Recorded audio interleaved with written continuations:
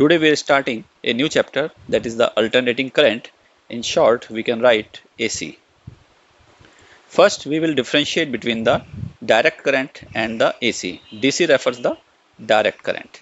The direct current is the current in which current do not change its direction, while the alternating current is the current in which current changes its direction. For example, if we represent this graphically, this is the time, and on the y-axis we take the current.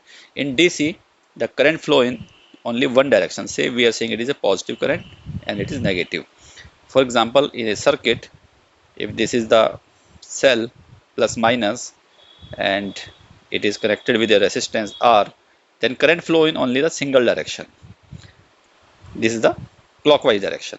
So we can say direct current is the current which flow in only the one direction, while in alternating current, which is the current which changes the direction. For example, if suppose we take a sinusoidal current, then current flow in this way.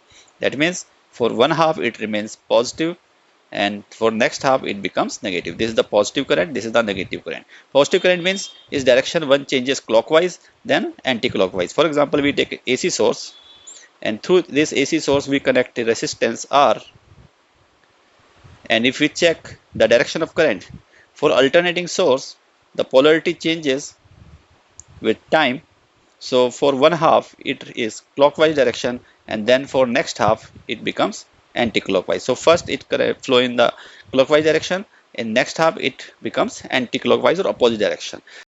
Therefore we can conclude that direct current has the current in only one of the direction and alternating current flow in the both direction alternatively.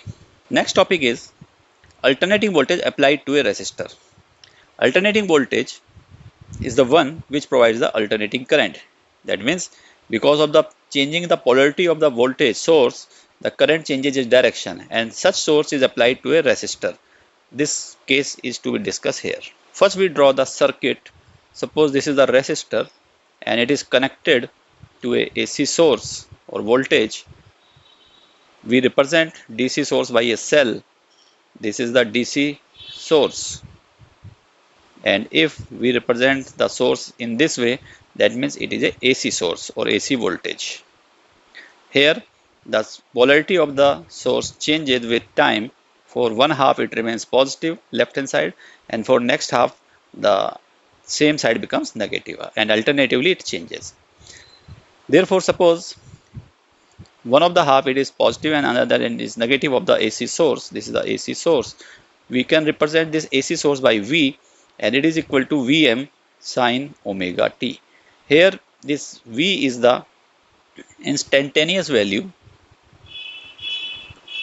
of voltage, or we can say instantaneous voltage, where Vm is the peak or the maximum voltage of AC, and sine omega t is the sinusoidal. That means it has the frequency omega or angular frequency omega.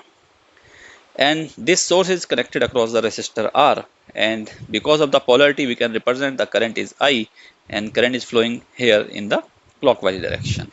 Now we write the KVL for the circuit shown, that is the Kirchhoff voltage law, and moving from point A to B to C to D. If we starting from A in clockwise direction, then first we encounter the source and its voltage is V equal to Vm sine omega t, and because we are moving from low voltage to high voltage, so this is taken negative, so it is minus V. And then we encounter the resistance R and current is flowing in the direction of movement, that is from high voltage to low voltage, so we can write it is plus IR and it is equal to 0. That means V equal to IR, and V we have written that it is Vm sine omega t, that is equal to IR. Therefore I is equal to Vm by R sine omega t. This Vm by R is the peak value of the current, so we write it is maximum current in the circuit and it is sine omega t. So this is the alternating current in the circuit which contains resistor R, while the V equal to Vm sine omega t, it is the alternating voltage.